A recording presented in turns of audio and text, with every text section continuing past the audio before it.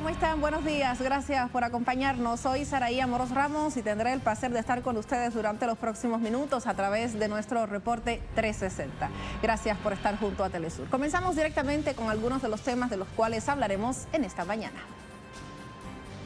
El Kremlin ratificó su disposición para la continuidad en los diálogos con líderes africanos y así fortalecer un plan de paz de 10 puntos para poner fin al conflicto en Ucrania. Estaremos en China. Tras sostener un encuentro con Antony Blinken, el presidente de China, Xi Jinping, aseguró que el futuro de la humanidad depende de la coexistencia de China y Estados Unidos.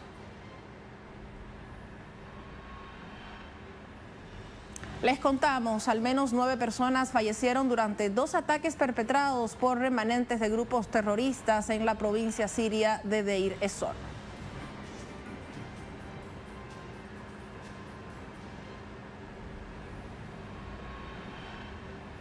Así comenzamos, ampliamos. El Kremlin ratificó su disposición para la continuidad de los diálogos con líderes africanos y así fortalecer un plan de paz de 10 puntos para poner fin al conflicto en Ucrania.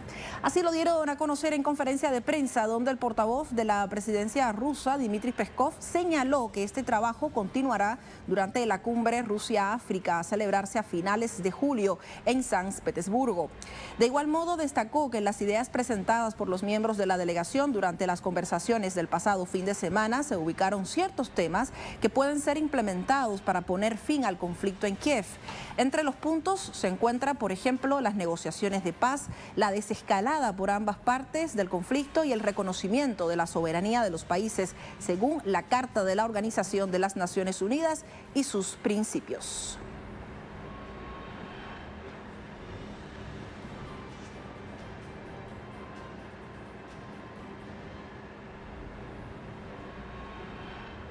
Por otro lado, Sudáfrica considera que la iniciativa de la Unión Africana estableció una base para la paz en el conflicto Rusia-Ucrania. Las autoridades sudafricanas aseguraron que la iniciativa regional para resolver la crisis en Ucrania sentó los cimientos para una resolución consensuada de la escalada violenta. Aseguraron además que la propuesta estableció una base para futuras interacciones que contribuyan a encontrar el camino hacia la paz. La delegación destacó que su iniciativa para resolver la crisis en Ucrania incluye 10 puntos relativos a las garantías de seguridad, la libertad de circulación de cereales por el Mar Negro, la liberación de los prisioneros de guerra y el pronto inicio de las negociaciones entre Moscú y Kiev.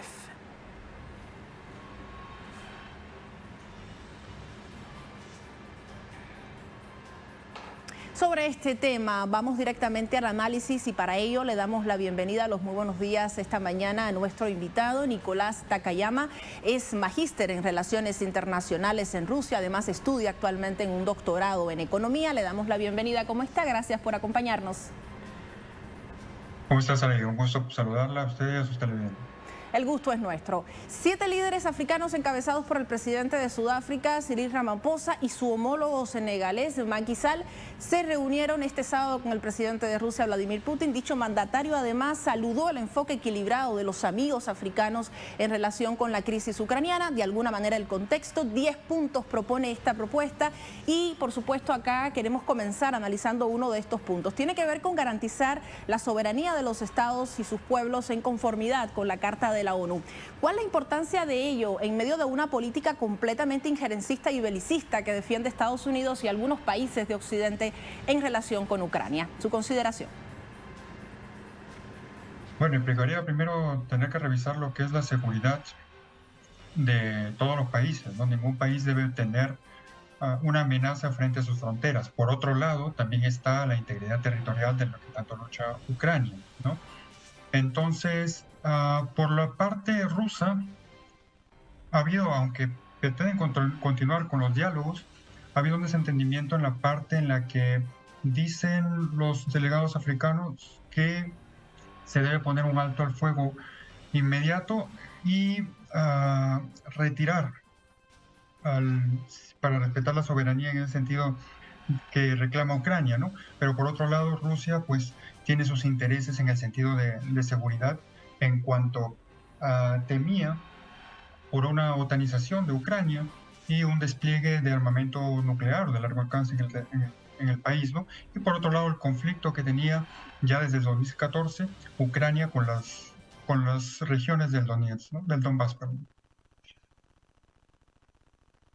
Es importante considerar que otro de los puntos tiene que ver específicamente con la desescalada del conflicto. Esa desescalada no solo tiene que ver con la parte, digamos, belicista, del ámbito de las armas, de las herramientas para hacer la guerra, sino también con las propuestas de cada uno de estos mandatarios. En el caso, por ejemplo, de Estados Unidos, nos encontramos con una propuesta que constantemente divide, a diferencia de la política, por ejemplo, que ha emprendido Moscú y Beijing en el ámbito de respetar esa multipolaridad y elaborar un camino que gestione nuevas formas de encontrarnos y de aliarnos en el mundo, también tomando en cuenta el acercamiento entre América Latina y Oriente Medio. ¿Cuál es su consideración con respecto a ello? ¿Solo tiene que ver con el ámbito belicista o también con el modo en que se gestiona la política internacional desde cada uno de estos países?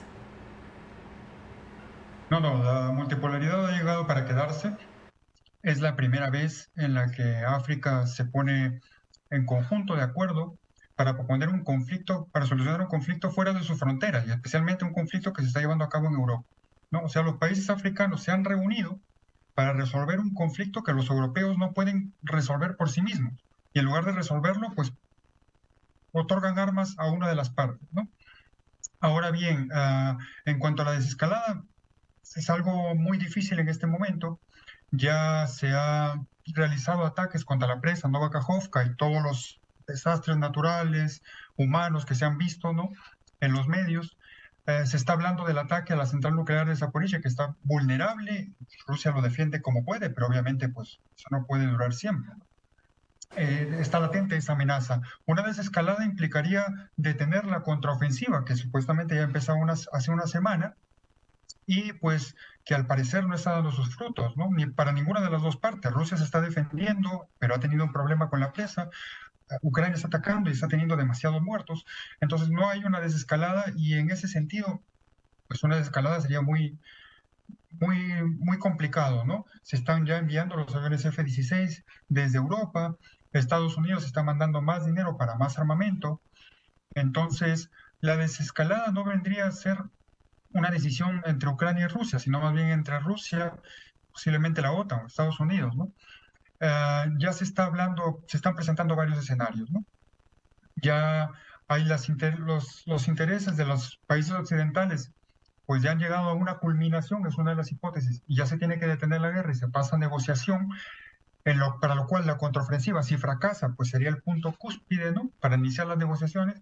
Y por el otro lado también se está hablando de que la OTAN no se detendría por una cuestión, podríamos llamarlo, de supervivencia, porque si Ucrania pues se pierde la batalla en Ucrania, la OTAN no tendría razón de ser, que ya no la tenía después de la disolución de la Unión Soviética, pero ya no la tiene ahora porque no podría con un solo país, que sería Rusia, ¿no?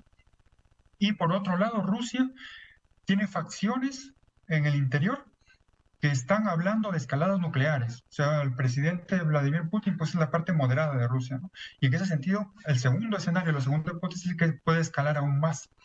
Entonces ya se está viendo con la neutralidad de América Latina y con los intereses de formar una base de paz por parte de las naciones africanas, que ni siquiera ni Rusia ni Europa pueden solucionar ni ponerse de acuerdo, y tienen que intervenir, ¿no?, como por ejemplo lo ha hecho Brasil y en este momento por la parte sudafricana, ¿no?, con el presidente Ramaphosa. Sin duda, Nicolás, también quisiéramos enlazar directamente a este tema en el ámbito de la desescalada de la violencia.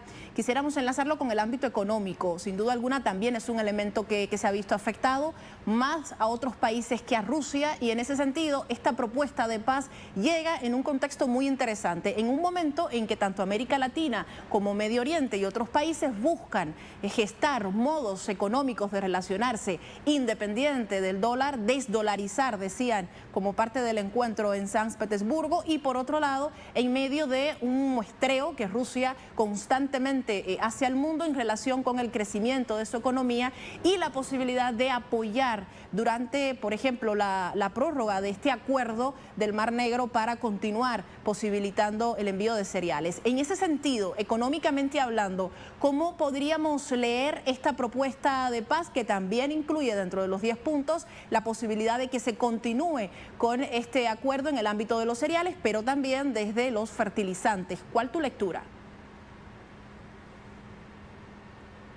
Bueno, definitivamente la culpa de toda la suma de la inflación que se está dando a nivel mundial es por la sanción. O sea, más allá de lo que viene a ser los granos, ¿no? Lo que viene a ser la exportación de granos. La inflación se disparó a nivel mundial, especialmente en Europa, por lo que vienen a ser las sanciones, porque obstaculizar las exportaciones e importaciones de un gigante energético como viene a ser Rusia, obviamente va a tener implicaciones militares, ¿no? En lo que viene a ser en cuestión a los granos, no importa en demasía que se permita la exportación de los granos, porque las autoridades rusas dicen no tiene sentido, porque la mayor parte de los granos no se van a los países necesitados, no se van a África ni a Latinoamérica, se quedan en los países ricos, especialmente en la Unión Europea, especialmente España, ¿no? Entonces, ¿quiénes son los mayores destinos del grano? África representa un pequeño porcentaje. Se va para China, pero China tiene 1.400 millones de habitantes, ¿no? Casi el 20% de la población mundial. Y después el segundo destino es España, que pues en cuestión de población no es una cantidad representativa. Entonces dicen ellos, por las autoridades rusas, que aunque se lleve a cabo una distensión y se permita la exportación de granos, como se estaba haciendo los meses anteriores, esos granos finalmente no van a ir a África, ¿no? Se tienen que llevar a cabo otras negociaciones, ya las negociaciones pues definitivas para el fin de conflicto, pero también para el destino de esos granos, ¿no? Porque hay que tener en cuenta de que las armas que se están enviando a Ucrania, el apoyo que se está enviando a Ucrania no es gratis. Se tiene que pagar de alguna forma. Y se está retornando no solamente con lo que viene a ser los granos ucranianos, que en este momento están bloqueados por Rusia, sino también se habla de terrenos, de propiedad de empresas privadas ucranianas, ¿no? La delegación misma encabezada por Sudáfrica, que estuvo en Kiev, estaban dirigiéndose para tener la conversación con Zelensky y supuestamente iniciaron un ataque desde Rusia a las zonas de Kiev donde hubieron explosiones. Y pues regresaron a los delegados al hotel. Los delegados de África no escucharon nada, dijeron que las personas estaban caminando normalmente por las calles. Y el representante de Ramaphosa, del presidente Ramaphosa, dijo que pues para hacer una desinformación y que los delegados ya estaban preparados para este tipo de gestos, ¿no? Parece que no hay una decisión, no hay una voluntad de poner fin al conflicto por parte de Zelensky, que ha dicho no vamos a ir a negociaciones o no va a haber un plan de paz hasta que Rusia no salga de los territorios, pero tiene que haber negociaciones y tiene que ajustarse también a las nuevas realidades, como dice Rusia, porque ya se han anexado esos territorios. ¿Qué va a pasar con los territorios que en este momento pues están en el intermedio? Se dice que también puede haber un cedimiento de territorios a Polonia. Entonces, por la parte de la Unión Europea, e incluso también por la parte de Rusia, no hay un entendimiento y al parecer una voluntad para llegar a una negociación de paz en este momento. Gracias, Nicolás, por tus consideraciones. Siempre es un gusto escucharlo y además tenerlo acá para ver otros ámbitos de este mismo tema. Nos quedan otras preguntas, pero el tiempo no nos acompaña. Muchísimas gracias por la compañía. Pase una excelente jornada. Excelente jornada. Saludos. Un gusto, como siempre. Seguimos con más y lo hacemos revisando información a través de nuestras plataformas digitales.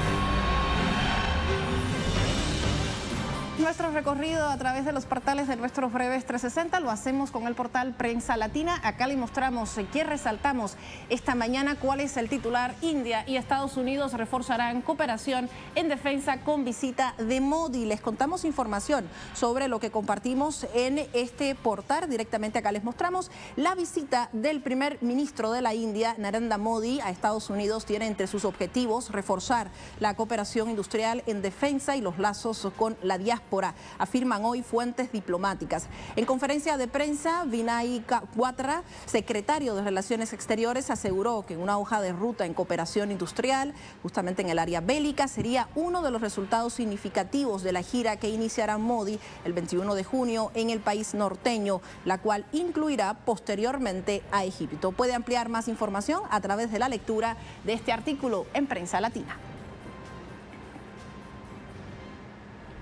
Vamos con nuestro segundo breve. Acá les mostramos en pantalla Hispan TV, el cual resalta: Irán presume de los logros económicos alcanzados en América Latina. Ello a raíz de la visita del presidente de Irán, Ebrahim Raisi, a 3 países latinoamericanos, lo cual ha traído logros económicos al país persa gracias a importantes acuerdos firmados. El jefe del grupo parlamentario de amistad Irán-Venezuela, Mohammad Mehdi, quien acompañó al mandatario en su gira por América Latina en una rueda informativa sostenida este lunes con diversos medios, ha destacado que el periplo fue crucial porque Venezuela, Cuba y Nicaragua son países aliados de Irán en los asuntos internacionales y en confrontación con Estados Unidos, y también en temas relacionados con los derechos humanos. Así lo resalta Hispan TV. En este artículo puede ampliar su lectura. Seguimos con nuestra última revisión, el portal de nuestra casa, Telesur TV. Acá resaltamos el titular: comienza escrutinio en referéndum constitucional en Mali. En una declaración a la prensa, tras depositar su voto en el Instituto Bako Discoroni a Bamako, el primer ministro Choguel Maïga invitó a los malienses a votar y demostró su confianza en la victoria del sí.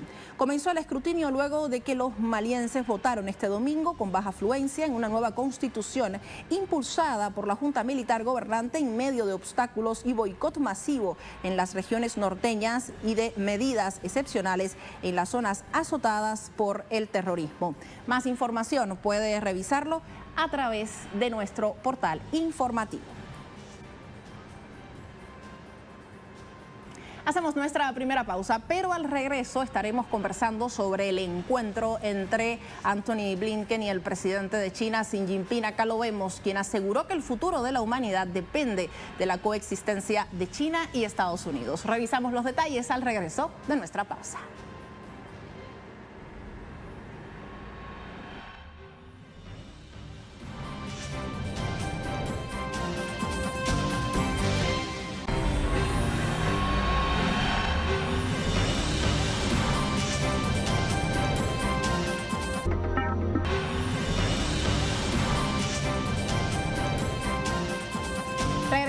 Gracias por esperarnos. Tras sostener un encuentro con el secretario de Estado de los Estados Unidos, Antony Blinken, el presidente de China, Xi Jinping, aseguró que el futuro de la humanidad depende de la coexistencia entre ambos países. En el encuentro, que estuvieron justamente acompañados de otras autoridades en Beijing, ambos intercambiaron puntos de vista sobre las relaciones bilaterales. El mandatario chino recordó que su país respeta los intereses de Washington y no busca desafiarlo ni desplazarlo, y reiteró a Estados Unidos que debe respetar a China sin perjudicar sus intereses y menos aún privarla de su legítimo derecho al desarrollo. Al tiempo, Antony Blinken aseguró que Washington no busca un conflicto con China ni una nueva guerra fría, al tiempo en que señaló que sus alianzas no están dirigidas contra Beijing. En este sentido, Xi Jinping destacó que las interacciones entre ambos países deben basarse siempre en el respeto mutuo y la sinceridad. Enfatizó que la visita de Blinken podría contribuir positivamente a estabilizar las relaciones.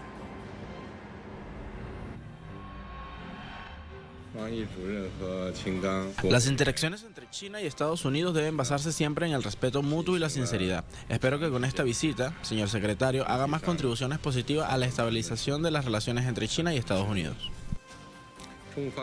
Por su parte, el secretario de Estado de los Estados Unidos, Antony Blinken, destacó el interés de la administración de Joe Biden de estabilizar las relaciones con el gigante asiático. En todas las reuniones hice hincapié en que el compromiso directo y la comunicación sostenida a altos niveles es la mejor manera de gestionar responsablemente las diferencias y garantizar que la competencia no se desvíe hacia el conflicto. Lo mismo me han dicho mis homólogos chinos. Ambos coincidimos en la necesidad de estabilizar nuestra relación. Así cerramos el tema. Ojo, que es la primera vez en 5 años que una autoridad de alto rango de Estados Unidos llega a Beijing para un encuentro como este. Cambiamos de tema, lo hacemos yéndonos hasta Japón. Allí 5 personas murieron y otras 12 fueron trasladadas al hospital después de una colisión entre un camión y un autobús en la isla de Hokkaido. Tras el accidente se confirmó la muerte de los conductores masculinos de ambos vehículos, junto con 3 personas a bordo del autobús, mientras que otros 12 pasajeros fueron trasladados al hospital con heridas. Agentes de la policía creen que el choque ocurrió después de que el camión de 4 toneladas se desviara hacia el tráfico que se aproximaba. Los agentes también mantienen abierta una investigación sobre el accidente como un posible caso de negligencia causante de muerte, pues se cree que el camión habría invadido el carril contrario y chocado contra el autobús.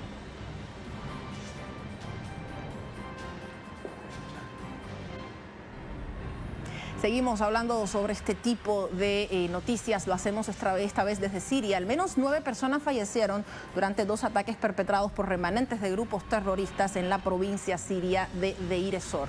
Hisham Wanous, nuestro corresponsal, nos amplía. Adelante, buenos días. Sí, buenos días, Saraí. Saludos, amables televidentes. Efectivamente, al menos 9 personas, entre militares y civiles, perdieron la vida en 2 ataques terroristas separados en la parte noreste de Siria y también en la parte sur del país. El primer ataque ocurrió cuando perdieron la vida alrededor de 5 efectivos del ejército árabe sirio cuando explotó una bomba al paso de su vehículo en la localidad de Baglia, en la ciudad de Deir ez-Zor, ubicada a unos 400 kilómetros al noreste de Damasco, mientras 4 civiles perdieron la vida cuando armados no identificados abrieron el fuego de sus armas contra el coche en el cual se trasladaban en la localidad de Naima, en la provincia sureña de Daraa. La víspera también al menos 3 efectivos del ejército árabe sirio perdieron la vida y otros 7 resultaron heridos en ataque con una bomba de los terroristas contra su vehículo en la provincia central de Homs, a unos 200 kilómetros al norte de la capital de Siria. Estos ataques terroristas ocurren, según denuncian las autoridades sirias, a manos de las bandas terroristas remanentes de los terroristas del llamado Estado Islámico, que son entrenados y adiestrados y también armados por parte de las tropas invasoras de Estados Unidos en la ilegal base militar estadounidense de Atamf, ubicada en la zona fronteriza entre Siria, Jordania e Irak. Cabe destacar que se llevan a cabo estos ataques en el momento en que Siria desarrolla un proceso de reconciliación nacional actualmente en la sureña provincia de Daraa desde el pasado día 3 del actual mes en curso, al cual se incorporaron 24.000 armados hasta la fecha desde el 3 del actual mes en el que estamos, y realmente lo que buscan estos terroristas, según afirman las autoridades sirias, siguiendo órdenes de sus patrocinadores occidentales, es desestabilizar la situación en Siria, enturbiar el ambiente, impedir que este proceso de reconciliación tenga éxito, y también buscan intimidar a los inversionistas que pretenden formar parte del proceso de reconstrucción de Siria y así alargar la crisis en el país y completar sus planes contra Siria mediante estos ataques terroristas. Esta es toda la información que tenemos por ahora. Adelante, Saray. Gracias, Hisham, por tu reporte. Seguiremos de cerca esta información. Así despedimos nuestro espacio. Muchísimas gracias por habernos acompañado y, como siempre lo hacemos, invitándoles a revisar estas y otras informaciones minuto a minuto a través de nuestro portal web www.telesurtv.net. Acá le contamos cómo contactarse. Ha sido un placer haberles acompañado. Nos encontramos más adelante cuando así la noticia lo requiera. Sigue minuto a minuto nuestra programación, ahora disponible también en audio a través de nuestra página web. Podrás mantenerte al día sobre los acontecimientos y noticias que suceden alrededor del mundo con un enfoque latinoamericano y confiable. Telesur, la señal informativa de América Latina y el Caribe.